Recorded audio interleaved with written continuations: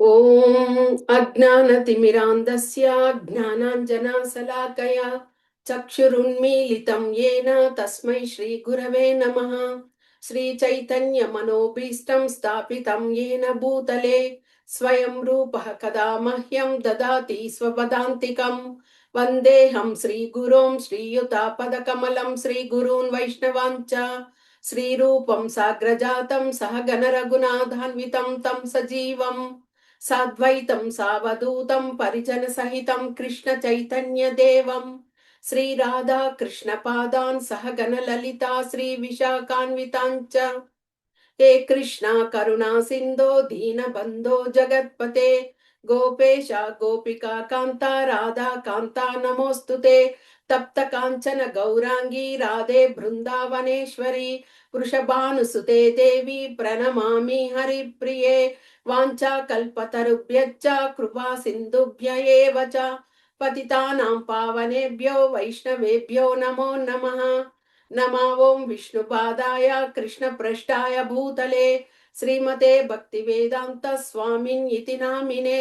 నమస్తే సరస్వతీ దేవే గౌరవాణి ప్రచారిణే నిర్విశేష శూన్యవాది పాశ్చాత్య దేశతారిణే. జయ శ్రీ కృష్ణ చైతన్య ప్రభో నిత్యానంద శ్రీ అద్వైత గదాధర శ్రీవాసాది గౌర భక్త బృంద. హరే కృష్ణ కృష్ణ కృష్ణ హరే హరే హరే రామ రామ రామ హరే హరే. హరే కృష్ణ. క్లాస్కి వచ్చేసిన భక్తులందరికీ కూడా నా ప్రణామాలు. హరే కృష్ణ. ఈరోజు మనము భగవద్గీత నుండి 16వ అధ్యాయంలో దైవాసుర స్వభావముల గురించి తెలుసుకుంటున్నాము. మనము 15వ అధ్యాయంలో భగవంతుడు అర్జునునికి ఆ యొక్క జ్ఞానాన్ని ఏ విధంగా అశ్వత్థ వృక్షాన్ని ఉపమానంగా ఉంచి ఈ భౌతిక జగత్తులో ఏ విధంగా ఆ వృక్షంతో పోలుస్తూ ఆ యొక్క శాఖలు ఏ విధంగా ఉన్నాయి అంటే పుణ్యం చేసుకున్న విధంగా ఉన్నప్పుడు దేవలోకంకి ఇదవుతారు, లేకపోతే భూమి మీద పలు రకాలైనటువంటి జన్మలను పొందుతూ ఉంటారు. ఆ విధంగా ఆ యొక్క ఉపమానంతో తెలియచేయడము జరిగింది. అంటే అందరూ కూడా ఆధ్యాత్మిక జ్ఞానాన్ని పొందాలి. అది ఒక ప్రామాణికమైన గురువు ద్వారా దానిని తెలుసుకోవాలి.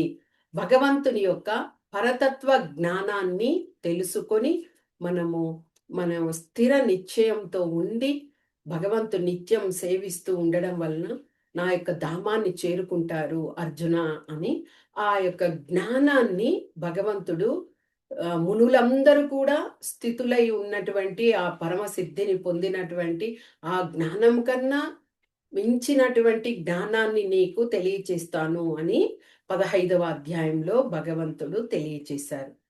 మరి ఈ 16వ అధ్యాయంలో దైవ అసుర అంటే దైవ గుణం కలిగినటువంటి వారు ఏ విధంగా ఉంటారు, వారి లక్షణాలు ఏమిటి, అసుర స్వభావం కలిగినటువంటి వారి యొక్క లక్షణాలు ఏమిటి, అవి ఎలాగా ఉంటారు అన్న విషయాలను ఈ యొక్క అధ్యాయంలో తెలుసుకుందాం. ఓకే. 16వ అధ్యాయము దైవాసుర స్వభావములు 1 నుంచి 3వ శ్లోక వరకు.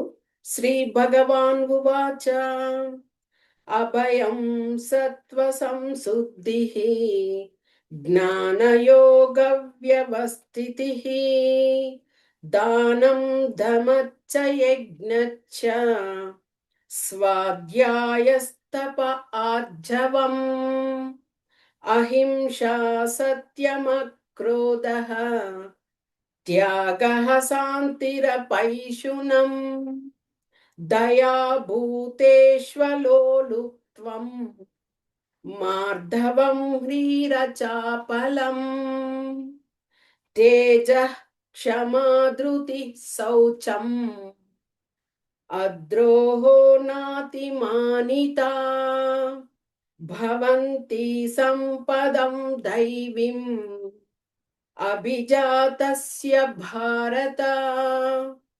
ఈ యొక్క మొట్టమొదట భగవంతుడు దైవీ స్వభావం కలిగినటువంటి గుణాలు ఏ విధంగా ఉంటారు, అలాంటి స్వభావం కలిగిన వాళ్ళల్లో ఆ గుణాలు ఎలాగ ఉంటాయి అని చెప్తూ ఇంత 3 శ్లోకాలు మనకి తెలియజేశారు కదా. మరి ఈ దైవీ స్వభావం కలిగినటువంటి వారు ఏ ఏ గుణాలతో ఉంటారు? మొట్టమొదట భగవంతుడు చూడండి, బుద్ధిమంతులైనటువంటి వాళ్ళే చక్కగా భగవంతుని భక్తియుత సేవ చేస్తూ భగవంతుని పరతత్వాన్ని తెలుసుకొని వాళ్ళు జన్మలను కూడా ఒకవేళ అలా యోగ భ్రష్టులైతే కూడా మంచి జన్మలను పొందుతారు. కాబట్టి ఆ దైవ స్వభావం, దైవీకమైనటువంటి ఆ గుణాలను కలిగి ఉండాలి అని మొదట భగవంతుడు ఆ దైవీ స్వభావము విషయం చెప్తూ భగవంతుడు పలికారు. ఓ భరతవంశీయుడా, ఇది చదువుతూ వెళ్తాను. భయ రాహిత్యము, భయం లేకుండా ఉండాలి. జీవన స్థితి పవిత్రీకరణ అంటే మన జీవన విధానంలో మంచిగా అలవాటు చేసుకోవడం. ఆధ్యాత్మిక జ్ఞాన సముపార్జనం, ఆధ్యాత్మిక జ్ఞానం ఒక గురువుని పొంది ఆ జ్ఞానాన్ని పొందడము. దాన గుణాన్ని కలిగి ఉండడం. అయితే ఈ దాన గుణాన్ని మనము మంచి వారికే దానం చేయడానికి ప్రయత్నించాలి.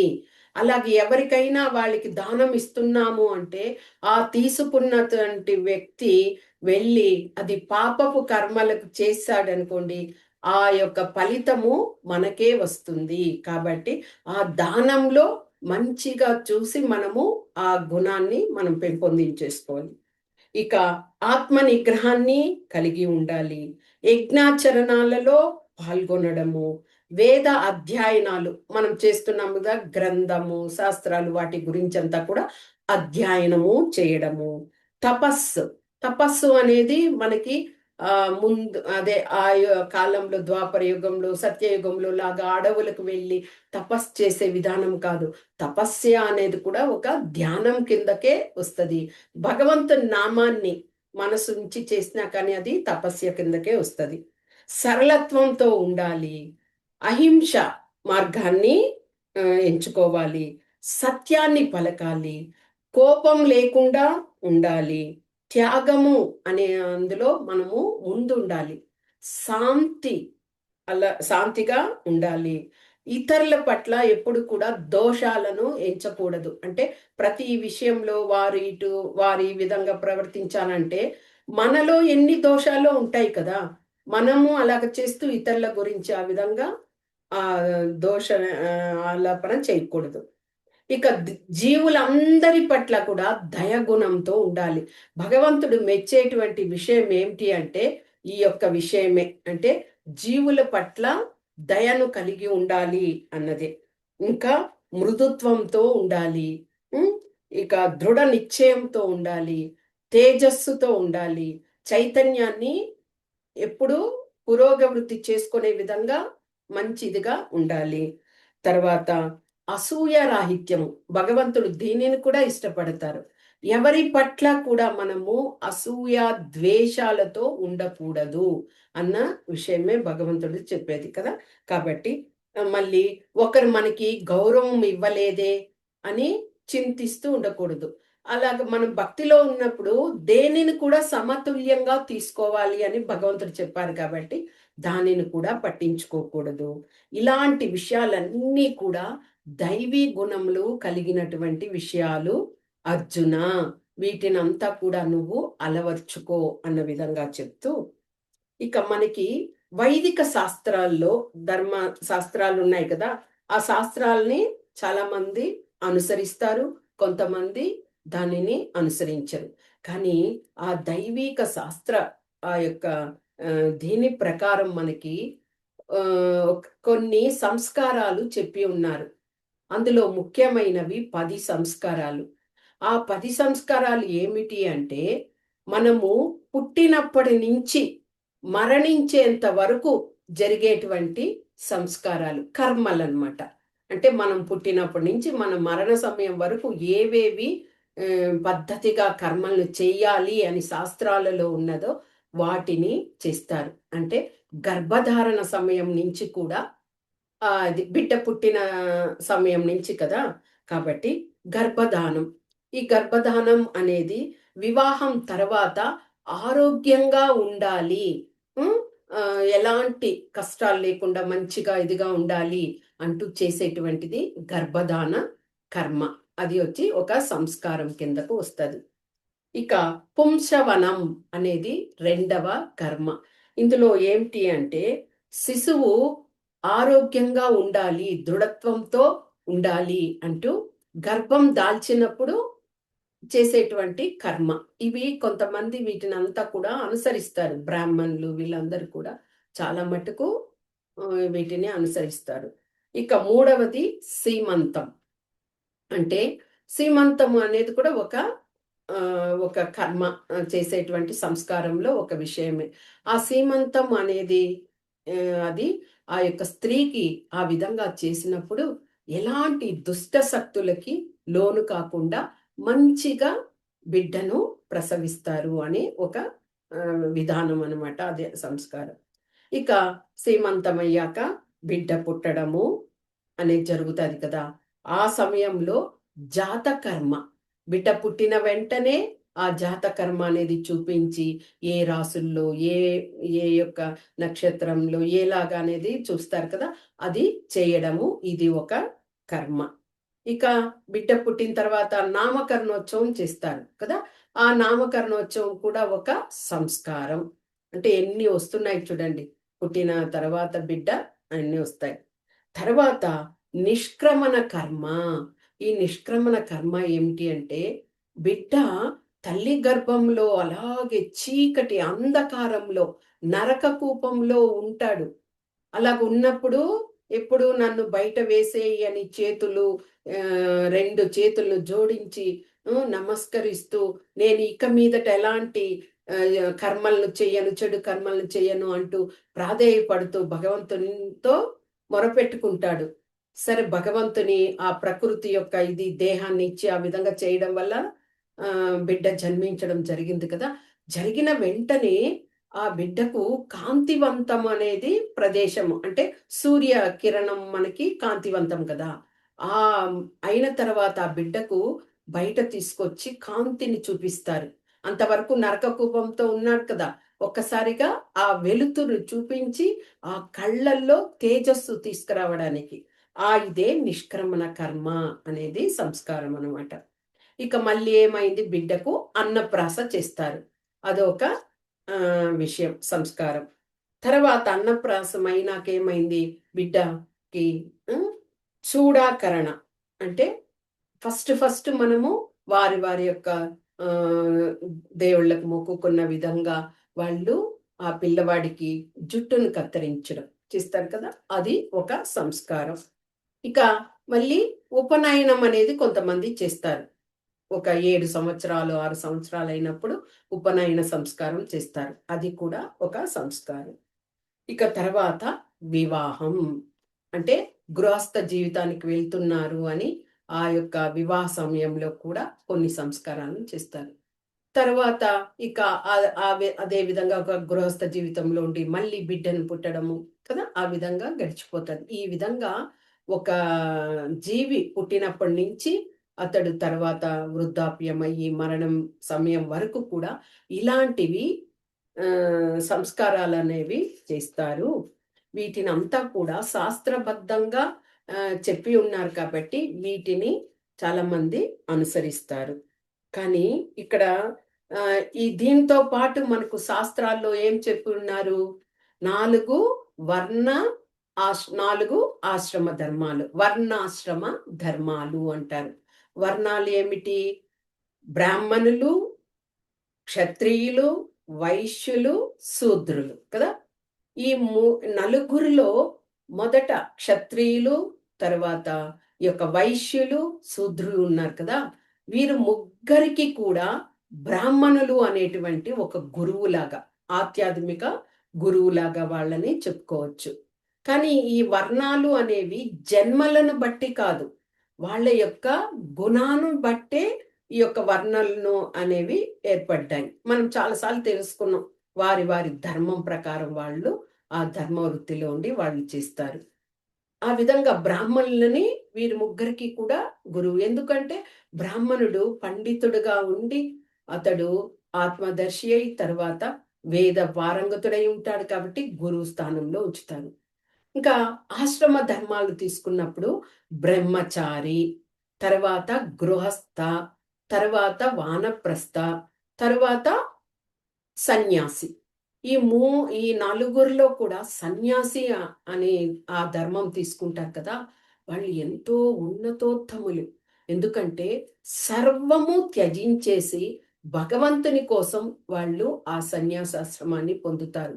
అంటే నిత్యము వాళ్ళు ఆ భగవంతునితో ప్రత్యక్షంగా ఆ యొక్క సేవలో ఉంటూ తరిస్తూ అందరికీ ఆ యొక్క భగవంతుని యొక్క విషయాలను, జన్మ కర్మ గుణ లీల విశేషాలను అందరికి తెలియచేస్తూ ఆ నిత్యము పరిత్యాగిలాగా, ఎలాగా హంసతో పోలుస్తారు కదా పరమహంస అని, అలాగా ఉండడం వలన ఇలాంటి సన్యాసి బ్రాహ్మణునికి కూడా గురువుగా చెప్పుకోవచ్చట పూర్తిగా. ఎందుకంటే బ్రాహ్మణుడైనా గృహస్థ జీవితంలో ఉంటారు. ఆ సత్వ కర్మలో కొంత సమయం ఉండొచ్చు, కొంత సమయం రజో తమో గుణాలకి ఇదవ్వచ్చు. కానీ సన్యాసికి ఏముంది, ఆయన భగవంతుడే గతి అంతే. నీవే నాకు అన్నీ అని ఉంటారు కాబట్టి ఆ బ్రాహ్మణుడికి కూడా సన్యాసి గురువు స్థానంగా ఒక ఆధ్యాత్మిక ఆచార్యునిగా చెప్పవచ్చు అని ఇక్కడ మనకు తెలియచేయడం అయింది. అంటే భగవంతుడు చెప్పినటువంటి ఆ దైవీ గుణాలు కలిగిన వాళ్ళందరూ కూడా సత్వగుణంలో ఉండి ఆ భగవంతుని సేవిస్తూ వాళ్ళు తరిస్తారు. ఇక మనకి అసుర గుణాలు, ఈ అసుర గుణాల నుంచి మనము భగవంతుడు ఇదివరకే చెప్పారు, నలుగురు నన్ను దరి చేరరు అని చెప్పడం జరిగింది కదా. ఎవరు? మూర్ఖత్వంతో ఉండేవారు, నరులుగా పుట్టి కూడా అధములుగా ఉండేటువంటి వాళ్ళు, వాళ్ళు మాయ చేత జ్ఞానాన్ని కప్పబడి ఉండేవాళ్ళు, అసుర స్వభావం కలిగిన వాళ్ళు. అలాంటి వాళ్ళలో ఈ అసుర స్వభావం కలిగిన వాళ్ళు ఏ విధంగా ఉంటారు చూడండి. 7th శ్లోకాలు. ప్రవృత్తిం చ నివృత్తిం చ జనానా విదురాసురాః న శౌచం నాపి చాచారః న సత్యం తేషు విద్యతే. మరి ఈ అసురు గుణాలు కలిగినటువంటి వాళ్ళు ఎలాగుంటారు అంటే, ఈ గుణాలు కలిగిన వారు వాళ్లకు ఏమి చేయాలి, ఏమి చేయకూడదు అనే ఆ జ్ఞానతను కూడా వాళ్ళు తెలుసుకొని ఉండరు. అంటే ఏది మంచి ఏది చెడు అన్న విషయాన్ని కూడా వాళ్ళు తెలుసుకొని ఉండరు. శుచిత్వం అనేదే ఉండదు. ముఖ్యంగా ఈ జగత్తంతా మిథ్య, ఇది అసత్యము అంటూ అంటే భగవంతుడు లేడు, సత్యము కాదు అన్న విషయంగా వాళ్ళు ఆ యొక్క గుణ దీంతో వాళ్ళు ఉంటారనమాట. ఆ పూర్తిగా ఆ విధంగా ఉంటారు. మనకి ఇది వరకే తెలుసుకున్నాము. ఈ యొక్క శాస్త్ర నియమాలను మనము ఆచరించాలి కదా. ఈ యొక్క అసుర గుణాలు ఉంటారు చూడండి, వాళ్ళు ఆ శాస్త్రాలను అస్సలు ఎరుగరు, పట్టించుకోరు. అలాగా తెలిసినా కానీ దానిని విస్మరిస్తారు. కొంతమంది అసుర గుణాలు కలిగిన వాళ్ళు ఉంటారు, ఏదో శ్రవణం చేస్తారు. ఇలా శాస్త్రాల్లో ఇవి చెప్పబడ్డాయి, వీటిని ఆచరించాలి, భగవంతుణ్ణి చేరుకునే మార్గాలు ఉన్నాయి అని కొంతమంది చెప్పినప్పుడు శ్రవణం చేస్తారు, కానీ ఆచరించరన్నమాట ఇంకొద్ది మంది. అలాంటి అసుర గుణాలు ఆ తత్వాన్ని వాళ్ళు ఇది చేసుకొని ముఖ్యంగా విశ్వాసము, నమ్మకము అనే వాటినే వాళ్ళు ఇది చేసుకోరు వాటిట్లో. ఇక మనకి ఈ యొక్క మానవ జాతిని అంతా కూడా ఉద్ధరించి ఇలా సదాచారం గురించి తెలుసుకోవడానికి మనకు ఎప్పటి నుంచో మనుశాస్త్రం అనేది, మను సంహిత అనేది ఉన్నది. ఆ మను సంహితలో ప్రతిదీ పొందుపరిచి ఉన్నారు. ధర్మ న్యాయ శాస్త్రాల గురించి కూడా అన్ని వివరంగా వాటిలో ఎలాగా మనుషులన్నాక వాళ్ళు ఏ విధంగా వాళ్ళ జీవితాన్ని సార్థకత చేసుకోవాలి అన్న విషయాలంతా కూడా పొందుపరిచి ఉన్నాయి. మరి అలాంటివన్నీ మనం తెలుసుకున్నప్పుడు మనకి ఆ భక్తియుత ప్రవృత్తులు అనేవి మనకి అలాగే అర్థమవుతాయి. కదా. ఎందుకు మనం భగవంతుణ్ణి సేవించాలి? మనము జీవాత్మగా ఉండి కూడా భగవంతుడు మనలో పరమాత్మయి ఉండి మనల్ని సాక్షిగా చూసుకుంటున్నారు కదా. అలాంటప్పుడు మనము ఎలాంటి అపరాధాలు చేయకూడదు అని ఆ యొక్క విజ్ఞతను మనము తెలుసుకోవచ్చు. కానీ ఈ యొక్క అసుర గుణం కలిగిన వాళ్ళు, ఈ దానవ గుణం కలిగిన వాళ్ళు వాటి జోలికే వెళ్ళరు. అలాంటి శాస్త్రాలు వాటి గురించంతా కూడా తెలుసుకోరు. ఇంకా వాళ్ళు చెప్పే ముఖ్య విషయం ఏమిటి అంటే, ఈ జగత్తు అంతా కూడా మిథ్య. అంటే ఈ జగత్ అనేదే ఇది కాదు, ఇది సత్యమైనదే కాదు. ఎందుకు? మనం సత్యము అంటే అక్కడ భగవంతుని తీసుకురావాలి. భగవంతుడు సత్యంగా ఆయనొచ్చి ఆ రూపాలను చూపిస్తూ సత్యవంతుడిగా ఉన్నాడు అని చెప్తాం కదా. కాబట్టి ఇదంతా మిథ్య. ఇంకా ఏం చెప్తారు? దీన్నంతా మనం తెలుసుకోవాలంటే ఏ ఆధారాలు లేవు అని రూఢిగా వాళ్ళు అనుకుంటారు. ఇక ఏమి ఈ యొక్క ప్రకృతి వీటికంతా కూడా నియామకుడు అనేవారు లేనే లేరు. అంటే ఏమి ఇవన్నీ చెప్పడము భగవంతుడు లేడు అని ఇండైరెక్ట్ గా చెప్పడం అనమాట. కాబట్టి నియామకుడు అనేవారు ఎవ్వరు లేదు. మరి ఎలాగా ఈ జనులంతా వచ్చారు అంటే వాళ్ళ దృష్టిలో ఏమిటి అంటే ఒక స్త్రీ పురుషుల యొక్క సంగమం. ఆ సంగమం ద్వారా కోరికలు పొందడానికి, ఇంద్రియాలను సంతృప్తి పొందడానికి అలాంటి విషయంగానే ఈ యొక్క సృష్టి అనేది ఏర్పడుతున్నది. ఓకే. ఇలాగ వాళ్ళు పలు కారణాలను ఈ విధంగా వాళ్ళు దానిని అర్థం చేసుకుంటూ ఆ విధంగా ఆ యొక్క అసుర గుణాలతోనే వాళ్ళు ఇదవుతారు. ఇంకా ఏమి వాళ్ళు చెప్తారు ఇక్కడ భగవంతుడు చెప్తూ, వాళ్ళు ముఖ్యంగా ఏంటి అంటే అసుర గుణత్వం కలిగిన వాళ్ళు ఇంద్రియ తృప్తి కోసమే వాళ్ళు, ఆ సుఖభోగం కోసమే వాళ్ళు జీవితము ఉన్నది అని రూఢిగా చెప్తారనమాట. ఈ ఈ లోకంలో మనము జన్మించాము, చక్కగా సుఖాన్ని అనుభవిస్తాము. తర్వాత జన్మ ఏదైతే మనకేమి, జన్మ లేదే అని అనుకుంటారు. ఒకవేళ అలా జన్మ ఉంటే కూడా మనం ఏ జన్మలో పుడితే మనకేముంది అని అంటే సర్వసుఖ ఆ యొక్క వీటి కోసమే వాళ్ళు తపన పడుతూ ఉంటారనమాట. ఇక అదే ముఖ్యము అని విశ్వసిస్తారు. ఇక ఇలాగా అదే సుఖము, అదే ఇది అనుకోవడం వల్ల ఏమవుతుంది? ఎక్కువగా వాళ్ళు ఈ యొక్క దుఃఖాలకు నిలయమవుతారు. అంటే ఎప్పుడు సుఖమే ఉంటదా ఎవరికైనా కానీ? సుఖం తర్వాత దుఃఖం అనే ఒక విషయం కూడా ఉన్నది కదా. కాబట్టి అది భగవంతుడిని వాళ్ళు విశ్వసించకుండా అలా ఉండడం వల్ల అలాంటి దుఃఖమయమైనటువంటి విషయంలోనే ఉంటారు. ఇక ఎక్కువగా వాళ్ళు చేసేటువంటి అపరాధము ఏమిటి అంటే ఆశలకి, పాసాలకి కూడా, బంధానికి కూడా బందీలైపోతారు. నా వాళ్ళు, నేను, నాది, నా కోసం ఉన్నారు. నేను సంపాదించింది వాళ్ళకి పెట్టాలి. వాళ్ళు నన్ను గౌరవిస్తారు. నాకు పేరిస్తారు అని అలాగా ఆ బంధానికి బందీలైపోవడం వల్ల కూడా ఇంకా కామానికి, క్రోధానికి, లోభానికి, మోహానికి ఇలాంటి వాటికంతా కూడా చిక్కుబడి ఉండడం వల్ల వాళ్ళు అధర్మ మార్గంలో ప్రయాణం చేస్తూ ధనాన్నంతా కూడా మోసపూరితంగా సంపాదిస్తారు. చూడండి ఎలాగెలాగా ఆ యొక్క ఇదవుతూ పోతున్నది. ఇప్పుడు ఉదాహరణకి ఎంతటి అసుర గుణంతో ఉన్న వాళ్ళు ఏ విధంగా ఇదవుతారు అంటే, వాళ్ళు ధనాన్ని ఎక్కువగా ఐహిక సుఖం కోసం ధనాన్ని సంపాదించుకొని ఉంటారు కదా. కాబట్టి వాళ్ళ ఇంటిలో ఎవరైనా ఒక రోగి ఉన్నారనుకోండి, హాస్పిటల్‌కి వైద్యం కోసం తీసుకువెళ్తే, ఆ వైద్యుడి దగ్గర నానా విధిగా ఇది చేస్తారు. ఎలాగంటే ఈ యొక్క వ్యక్తిని ఎలాగైనా నువ్వు రక్షించేయి. నీకెంత ధనమైతే కూడా మేము ఇస్తాము. ఎలాగైనా రక్షించు అని ఆ యొక్క తాపత్రయంతో ఉంటారు. అక్కడ ఆ యొక్క డాక్టర్ ఏం చెప్తారు? నేను ప్రయత్నిస్తాను అంటాడే కానీ, నేను బతికిచ్చేస్తాను అని చెప్పేసి ష్యూరిటీ ఇచ్చి లోపలికి వెళ్ళడు కదా. నేను ప్రయత్నిస్తాను, ఆ పైన భగవంతుని దయ అంటాడు. అంటే డాక్టర్ కూడా భగవంతుని యొక్క కరుణ మీద ఆధారపడి ఉన్నాడు.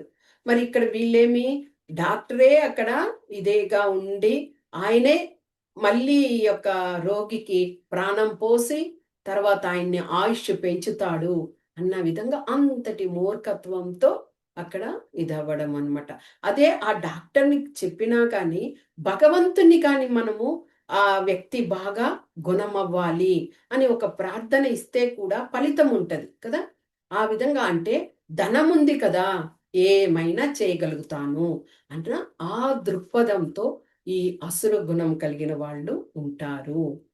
ఇక భగవంతుడు చక్కగా ఈ 13, 15 శ్లోకాల్లో మనకు తెలియచేస్తూ ఇదమద్య మయా లబ్ధం ఇమం ప్రాప్స్యే మనోరథం ఇదమస్తిదమపి మే భవిష్యతి పునర్ధనం అసౌ మయా హతః శత్రుః హనిష్యే చాపరానపి ఈశ్వరోహమహం భోగి సిద్ధోహం బలవాన్ సుఖీ ఆడ్యోభిజనవానస్మి కోన్యోస్తి సదృశో మయా యక్ష్యే దాస్యామి మోదిష్యే ఇత్యజ్ఞాన విమోహితాః. ఇక్కడ చూడండి, ఆ అసుర గుణం కలిగిన వాళ్ళు ఏ విధంగా వాళ్ళ మనస్సు అనేది ఏ విధంగా భావం ప్రకటిస్తారు అంటే, ఇప్పుడు నా వద్ద ధనం చాలా ఉంది.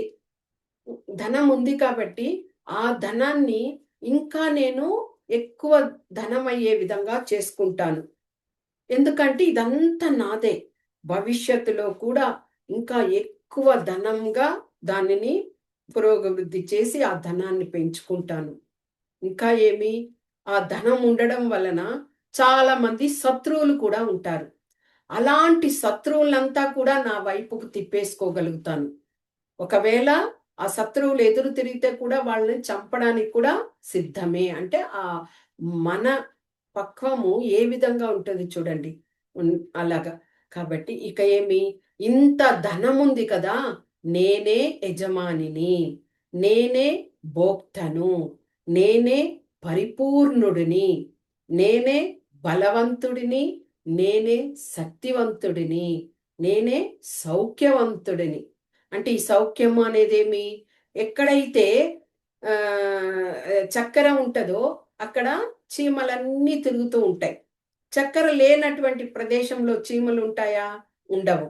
అదే విధంగా ఎవరి వద్ద అయితే ఆ ధనము, సౌఖ్యము, బలము అన్నీ ఉంటాయో అతని దగ్గరే అందరూ చేరుతూ ఉంటారు. బంధువులు కానీ కదా! కాబట్టి అలాంటి ఆ బంధువులని తన దరి చేరిన వాళ్ళందరిని చూసి, అబ్బా! నా అంతటి సౌఖ్యవంతుడు ఇంకా ఈ ప్రపంచంలో లేనే లేడు. చూడు నా చుట్టూ ఎంతమంది ఉన్నారో అంటూ ఆ యొక్క అహంకార దర్పంతో ఉంటాడట ఆ అసుర గుణం కలిగిన వాడు. ఇంకా అలాంటి సౌఖ్యవంతుడు అనుకుంటాడు. హ్మ్. ధనం ఉంది కదా అనేసి యజ్ఞాలను, అంటే ఆ యజ్ఞం ఏమిటి? ఒక మంచి కర్మలు చేసుకునే విధంగా కాకుండా తన స్వలాభం కోసం, తను ఇంకా అభివృద్ధి కోసం అలాంటి వాటిని యజ్ఞాలు చేసుకుంటాను. దాన ధర్మాలన్నీ ఎక్కువ చేస్తాను అంటూ అలాగా ఆ మన స్వభావం అలాగా ఉండడం వల్ల ఏమవుతుంది?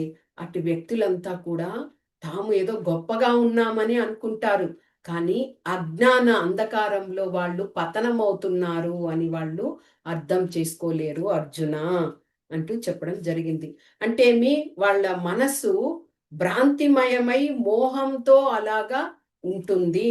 కాబట్టి ఇలాంటి వాళ్ళందరినీ కూడా నరకలోక ప్రాప్తులవుతారు. ఇలాగ ఉన్న వాళ్ళంతా కూడా నరకలోక ప్రాప్తులవుతారు అని చెప్పడం జరిగింది. ఇంకా వారి వద్ద ఏముంటది అలా అసుర గుణం వాళ్ళు? అహంకారం ఉంటది, దర్పం ఉంటది, బలం చేత గర్వంగా ఉంటారు. కామం వాళ్ళు కోరికలను ఏ కోరికైనా వాళ్ళు తీర్చుకోగలిగిన ఆ అధికార దర్పంతో ఉంటారు. క్రోధం ఉంటది. భ్రాంతితో ఉంటారు. ఇలాంటి స్వభావాలన్నీ కలిగి ఉండి వాళ్ళు ఏమి మన దేహంలో కానీ భగ ఇతర దేహాలలో కానీ భగవంతుడు పరమాత్మై ఉన్నాడు అన్న ఆ విషయాన్ని వాళ్ళు గ్రహించకుండా ఏం చేస్తారు వాళ్ళు? ఆ యొక్క ధర్మాన్నే తప్పుతారు. అంటే భగవంతుడే లేడు. కానీ అదే వ్యక్తి శాస్త్రాలను కానీ అనుసరిస్తూ ఉంటే పరమాత్మై అందరి హృదయాలలో చీమ నుంచి బ్రహ్మ వరకు కూడా భగవంతుడు హ్మ్, అందరి హృదయాలలో ఉన్నాడు, సర్వాంతర్యామిగా ఉన్నాడు అన్న అర్థాన్ని తెలుసుకొని ఉంటారు. కాబట్టే వాళ్ళు నరక ప్రాప్తాన్ని పొందుతారు అంటూ భగవంతుడు చెప్పడం. ఇంకా ఇలాగ భగవంతుని తెలుసుకోలేని వారు కాబట్టి ఏమవుతది, వీళ్ళు అసూయపరులుగా ఉంటారు భగవంతుని మీద. ఎందుకంటే నేను అన్నీ పొంది ఉన్నాను కదా! సుఖ సంతోషాలతో ఉన్నాను. అందరూ నా వద్ద ఉన్నారు. నన్ను కీర్తిస్తున్నారు. నన్ను పొగుడుతున్నారు. హ్మ్. అనే దర్పంతో ఉండడం వల్ల భగవంతుడు అని ఎవరైనా చెప్తే అసూయ, ద్వేషాలతో రగిలిపోతారు వాళ్ళు. ఇంకా పట్టించుకోరు. భగవంతుని గురించి చెప్పారు అంటే ఇంకా వాళ్ళు ఆ విధమైన ప్రవర్తనతో ఇదవుతారు. అందుకే భగవంతుడు ఇక్కడ చెప్తూ, "ఓ కౌంతేయ, ఇలాంటి హ్మ్, ఆ యొక్క గుణాలనన్నింటినీ కలిగి ఉండడం వలన, నరక ప్రాప్తులు అవ్వడం వలన, అక్కడ జన్మ యొక్క వారి చేసుకున్న కర్మల ఫలితాలను అక్కడ పొంది, తర్వాత వాళ్ళు మరలా, మరలా, మరలా ఇలాంటి జన్మలను పొందుతూనే ఉంటారు. అలాగా అన్ని జన్మలు పొందితే కూడా వాళ్ళు నన్ను విస్మరిస్తారు కదా! శరణాగతిని పొందుతారు. అనేక జన్మలు బహునాం జన్మనాం అంతే జ్ఞానవాన్ మాం ప్రపద్యతే వాసుదేవా సర్వమితి సమహాత్మాసు దుర్లభః. ఎన్నో పలు జన్మలు అలాగా జన్మలు పొంది, పొంది, పొంది బుద్ధిమంతుడుగా ఉండేవాడు, జ్ఞానవంతుడుగా ఉండేవాడు ఎవరైతే తెలుసుకొని భగవంతునికి శరణాగతి పొందుతాడో, అలాంటి వాళ్ళు చాలా అరుదుగా ఉంటారు అని అర్జునుడికి చెప్పారు కదా! కాబట్టి ఇలాగ వీళ్ళెన్ని జన్మలెత్తినా భగవంతుణ్ణి తెలుసుకోలేకపోతున్నారు. కాబట్టి వాళ్ళు అలాగా మళ్ళీ, మళ్ళీ కూడా అలాంటి హీనమైన జన్మలను పొందుతూనే ఉంటారు అర్జున అంటూ ఇక్కడ తెలియచేయడం జరిగింది. ఇక 21వ శ్లోకాల్లో చెప్తూ త్రివిధం నరకస్యేదం ద్వారం నాశనమాత్మనః కామః క్రోధస్తథా లోభः తస్మాదేతత్రయం త్యజేత్. ఈ యొక్క శ్లోకాలు భగవంతుడు వివరిస్తూ మనకి నవరంధ్రాలు గురించి గత అధ్యాయంలో తెలియచేస్తూ సత్వగుణంలో ఉన్నారు అంటే ఆ నవరంధ్రాలను కూడా వాటి యొక్క ఆ, ధర్మంగా ప్రకాశవంతమై ఉండి వాటి వాటి ధర్మాన్ని అంటే మనము ఆ యొక్క కళ్ళు ఉన్నాయి అంటే అది భగవంతుని యొక్క విషయంగా మనము ఇది చేసుకోవాలి కదా! చెవులున్నాయంటే భగవంతునికి గురించి శ్రవణం చేయాలి. అలాగ ధర్మబద్ధంగా అలాగ ఉన్నప్పుడు నీవు సత్వగుణంలో ఉన్నావు. ఆ నవరంధ్రాలు ప్రకాశవంతంగా ఆ ధర్మబద్ధంగా ఉన్నప్పుడు నీవు ఆ యొక్క సత్వగుణంలో ఉన్నావు తెలుసుకో అర్జున అని చెప్పడం జరిగింది కదా! ఇక్కడ 3 రకాలైనటువంటి నరక ద్వారాలున్నాయట. ఏమిటి? కామము. విపరీతమైన కోరికలు కలిగి ఉండడం. ఆ కోరికల వలనే రజోగుణానికి త్రోయవేయబడతాం. ఇక క్రోధము అది కూడా దాని క్రిందకే వస్తది. కామము, క్రోధము, లోభము. లోభము అంటే అత్యాసపరులుగా ఉండడం. పిసినారితనం అంటారు. ఎంతో ధనాన్ని ప్రోగేసి చేసుకుంటారు. దాని నుంచి సంతోషంగా తీసుకొని అనుభవించాలి అనుకోరు. ఆ ధనాన్ని చివరికి వాళ్ళ మరణ సమయంలో ఎవరికో అప్పగించి వెళ్ళిపోతారు. అంతటి అత్యాస, ధనాన్ని సంపాదించాలి అనే ఆ యొక్క ఇది. ఈ 3 అనేవి 3 నరక ద్వారాలు. మనం వెళ్ళడానికి నరకానికి వెళ్ళడానికి ఈ 3 ఉంటే చాలు. వాటిని అవలంబించామనుకో ఇంక నరకమే మనము. ఇలాంటివి ఇలాగా ఈ నరక ప్రాప్తమైనటువంటి ఈ ద్వారాలు మన ఆత్మను పతనం చేస్తాయి. కాబట్టి ఓ అర్జున, బుద్ధిమంతులైనటువంటి వాళ్ళు ఉమ్, దీనిని, ఈ మూడిటిని, కామము, క్రోధము, లోభము, దీనిని త్యజించాలి అంటే ఇక్కడ భగవంతుడు వివరణ ఇవ్వడము జరిగింది. ఇంకా మళ్ళీ భగవంతుడు శాస్త్ర విధానాలను గురించి తెలియచేస్తున్న, ఎందుకు అంటే శాస్త్ర ప్రకారం మనము నడుచుకున్నామనుకోండి, ఎలాంటి ఆ, చెడు కర్మలకి మనము దారి ఇవ్వము, మంచి ప్రవర్తనతో, సత్ప్రవర్తనతో ఉంటాము. కాబట్టే ఈ యొక్క శాస్త్ర విధులను త్యజించేసి వాళ్ళ ఇష్టానుసారం, వాళ్ళకు అనుగుణంగా మలుచుకొని ఆ విధంగా వాళ్ళు పరిపూర్ణత్వంలో ఉన్నాము, సుఖంగా ఉన్నాము, సంతోషంగా ఉన్నాము అనుకొని ఆ శాస్త్ర విధుల్ని త్యజిస్తారు చూడు, అలాంటి వాళ్ళు కూడా ఎప్పుడు కూడా పరమగతిని పొందరు అంటూ భగవంతుడు ఇక్కడ వివరణిస్తున్నారు. ఈ యొక్క ఎందుకు శాస్త్ర విధుల్ని మనం తప్పకుండా ఆచరించాలి అంటే, అలాంటి శాస్త్రాలలో మనకి ఇప్పుడు చూడండి, మహాభాగవతం చదువుతూ ఉన్నాం కదా. భాగవతంలో భగవంతుని యొక్క అన్ని విషయాలను పొందుపరిచి ఉన్నారు. భగవంతుని గురించి మనం పరిజ్ఞానాన్ని తెలుసుకుంటూ, ఆ పరతత్వ జ్ఞానాన్ని మనము అలవాటు చేసుకునే విధంగా మనము వెళ్తున్నాము. కాబట్టి గ్రంథాలు, శాస్త్రాలు ఇవన్నీ కూడా ఆ యొక్క మంచి విషయాలను తెలియచేసేవి కాబట్టి వాటిని ఫాలో చెయ్యాలి.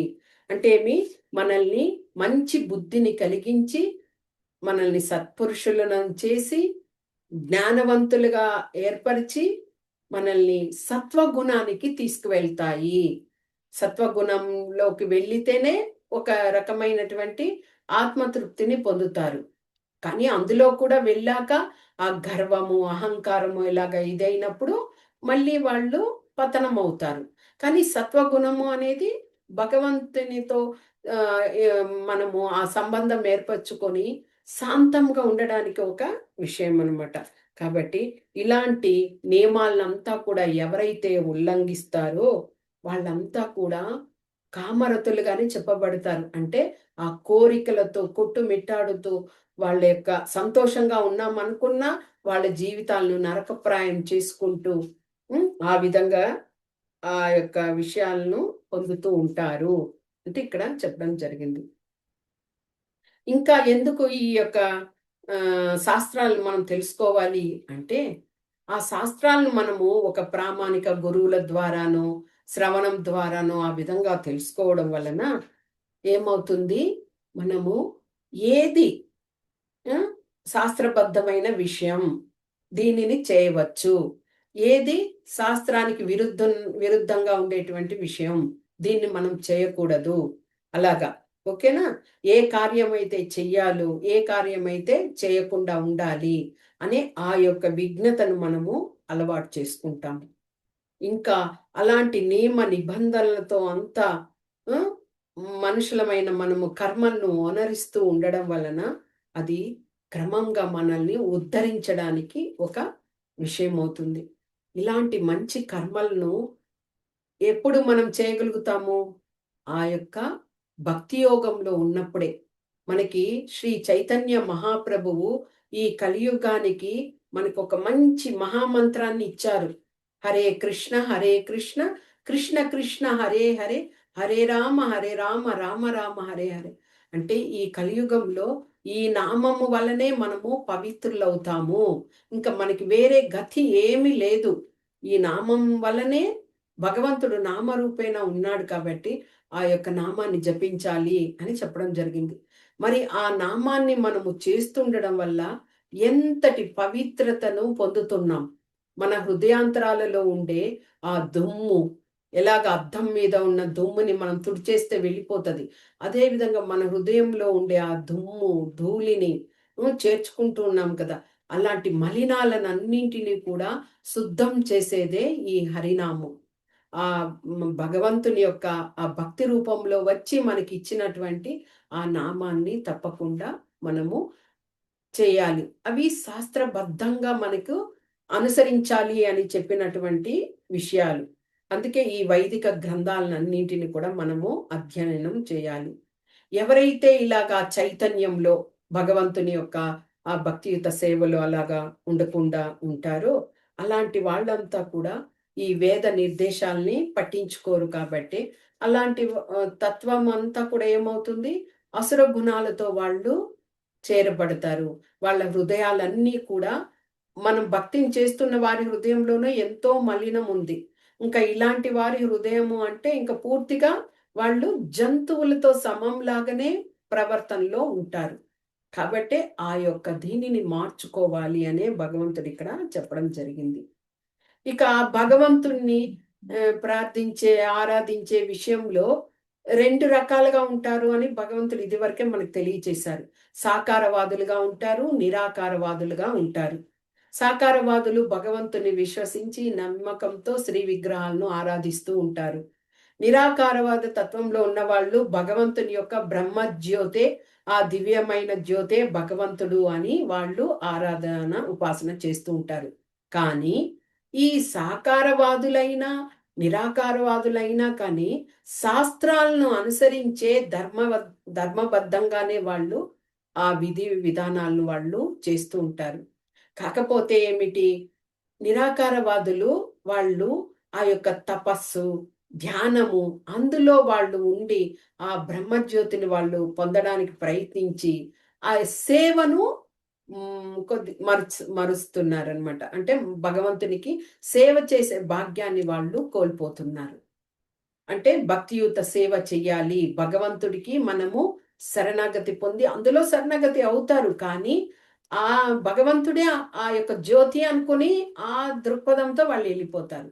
కాబట్టి అలాగ వెళ్ళినా వాళ్ళు బ్రహ్మలోకం చేరుకున్నా గానీ తిరిగి మళ్ళీ రావలసిన అవకాశం ఉన్నది. అదొక్క డిఫరెన్సు. అంటే భగవంతునికి మనము ప్రత్యక్షంగా నేరుగా ఆయనకు భక్తియుత సేవలు చేస్తూ ఆ ఆనందాన్ని పొంది ఆ యొక్క హృదయంలో ఆ భక్తి బీజాన్ని నాటి దానికి నీరు పోస్తూ నామజపం చేస్తూ ఆ యొక్క తీగ అలాగే అల్లుకుంటూ వెళ్ళి గోలోకధామం చేరుకొని భగవంతుని పాదాలను చుట్టుకొని ఆ ప్రాసెస్ వేరు కదా. అలా కాకుండా ధ్యానము, యోగము ఇలాగా అంటూ ఆ జ్యోతే బ్రహ్మము అంటూ ఆ యొక్క ఉపాసనలో వాళ్ళు ఉంటారు. అది కానీ ఇద్దరు కూడా శాస్త్రబద్ధంగానే శాస్త్రాలను అనుసరిస్తారు. ఎందుకు అంటే భగవంతుడే చెప్పారు కదా! ఆ నిరాకార బ్రహ్మాన్ని నేనే. కాకపోతే నాలో ఒక అంశము అని, అని భగవంతుడు చెప్పారు. కాబట్టి ఈ విధంగా ఆ యొక్క విషయాల్లో ఉంటారు. కాకపోతే ఎవరైతే భగవంతుణ్ణి భక్తియుత తత్వంతో వెళ్ళి తెలుసుకోగలుగుతారో వాళ్ళు అదృష్టవంతులు నిజంగా. ఎందుకు? ఆయనతో నేరుగా ఉండి ఆయనకు అర్పించినటువంటి ఆ భోగాన్ని ప్రసాదంగా తీసుకొని తింటూ ఉంటారు. తర్వాత ఆయన గురించి తెలుసుకుంటూ ఉంటారు. గ్రంథాలను విషయాలను కూడా వాళ్ళు చదువుకుంటారు, శ్రవణం చేస్తారు, పఠిస్తారు, స్మరణం చేసుకుంటారు. ఇలాగా ఆ ప్రాసెస్ అంతా భగవంతునితో అటాచ్‌మెంట్ అయ్యే విధంగా వెళ్తది. అలాంటి గుణాలు కలిగిన వాళ్ళు ఎవరు? దైవిక స్వభావము కలిగి వాళ్ళకి ఆ యొక్క జన్మలు అనేవి మంచి జన్మలకి పొందడానికి వాళ్ళకి అవకాశం వస్తది. ఇలాగ అసురు గుణాలతో ఉండి భగవంతున్నే గుర్తించకుండా విస్మరిస్తూ అలాగ ఉన్నప్పుడు ఏమవుతది? మరలా మరలా పొందుతూ నరకాన్ని పొంది కూడా మళ్ళీ హేయమైన జీవులుగా పొందుతారు. అలాగే మరణిస్తూ ఉంటారు. అక్కడ వాళ్ళు తెలుసుకోవాల్సిందేమి? శరణాగతి. భగవంతునికి మనము సరెండర్ అవ్వడం. అందులోనే మన యొక్క పూర్తి ఆధ్యాత్మికత అనేది ఆ జ్ఞానంని మనం అక్కడ ప్రదర్శిస్తున్న విధం. ఎంత గొప్పవాళ్ళు, వేదాంతులు, విద్యావేత్తలు, శాస్త్రజ్ఞులు ఇంత నాకన్నీ వచ్చు, తెలుసు అని అనుకొని ఉంటే కూడా వాళ్ళు భగవంతునికి సరెండర్ కాకపోతే ఇంక వాళ్ళ జీవితాలు వ్యర్థమే. వాళ్ళు ఇప్పుడు ఆనందంగా ఉండవచ్చు. సేమ్ ఈ అసురు గుణం లాగానే అయిపోవచ్చు. ఆనందంగా ఉండొచ్చు, సంతోషంగా ఉండవచ్చు, కీర్తి ప్రతిష్టలు పొంది ఉండవచ్చు. కానీ చివరికి మజిలీ ఏమిటి? భగవంతుని తెలుసుకొని మన జన్మను సార్థకం చేసుకోవడమే కదా! అదే తెలుసుకోలేకుండా గొప్పలకో, లేకపోతే సంపాదనకో అలాగ జీవితాన్ని గడిపేస్తే చివరికి మనకు మిగిలేది తిరిగి తిరిగి పొందే జన్మలు. ఆ యొక్క అసుర గుణత్వంతో కలిగిన విషయాలే అని భగవంతుడు చక్కగా అర్జునునికి ఈ దైవాసుర స్వభావాలు ఎలా ఉంటాయి. కానీ దైవిక విషయంలో చూడండి ఎంత చక్కగా వివరించారు కదా! ఎలా అన్నింటిని సమతుల్యంగా తీసుకోవాలి. ఎలాంటి భయాన్ని ఉండకూడదు. హ్మ్. శ్రద్ధ ఉండాలి. తర్వాత నమ్మకము, విశ్వాసం ఉండాలి. ఆధ్యాత్మికత, జ్ఞానాన్ని పొందాలి. శుచిత్వం ఉండాలి. సహనం ఉండాలి. అలాగా మంచి విషయాలతో అవన్నీ అలవాటు పడినప్పుడు మనం ఏమవుతాము అంటే, భగవంతునికి మనము ప్రియంగా అవుతాము. అదేవిధంగా అలాంటి ప్రియకరమైన విషయాలు చేస్తున్నప్పుడు భగవంతుడు కూడా ఎంతో ప్రియంగా అనుభూతిని పొందుతారు. మనము అంటే భక్తుడికి, భగవంతుడికి ఉండే ఆ అనుసంధానం అనేది మంచిగా ప్రేమతో, ప్రేమ భావంతో అక్కడ ముగుస్తది. ఎప్పుడైతే శరణాగతి పొందామో, ఇక మనము భగవంతునికి సేవకులం అనుకొని ఆ యొక్క విషయంతో ముగుస్తది. భగవంతుని దగ్గరికి చేరుకోవడము, వారు చేసుకున్న కర్మలను బట్టి చివరి సమయంలో భగవంతుడిని తలుచుకోవడం వలన ఆ విధంగా అవుతారు. కానీ భగవంతుని విశ్వసించిన వాళ్ళు ఎప్పటికీ నరక ప్రయాణికి త్రోయవేయబడరు. ఇంకా పతనమైతే కూడా యోగభ్రష్టులైతే కూడా మంచి ఉన్నతమైనటువంటి కుటుంబాల్లో జన్మించి అక్కడి నుంచి వాళ్ళు ఇది వరకు చేసుకున్న ఆ భక్తిని కంటిన్యూ చేసే విధంగా భగవంతుడు మనకి ఆ యొక్క విషయాన్ని మనకి ఇచ్చున్నారు. కాబట్టి ఎందుకు మనం పతనం అవ్వాలి? అవసరమే లేదు. భక్తిని చేసుకుంటూ మన జీవిత కాలము భగవంతుని కోసమే ఆ పరిపూర్ణమైన స్థితిని పొందడానికి మనము ఆలోచించాలి. దైవిక గుణం కలిగిన వాళ్ళుగా. హరే కృష్ణ. వాంఛా కల్పతరుభ్యశ్చ కృపా సింధుభ్య ఏవ చ పతితానాం పావనేభ్యో వైష్ణవేభ్యో నమో నమః. హరే కృష్ణ. హరే కృష్ణ మాతాజీ. హరే కృష్ణ. చాలా బాగుంది మాతాజీ. హరే కృష్ణ. హరే కృష్ణ మాతాజీ. హరే కృష్ణ మాతాజీ బాగా అర్థమయ్యే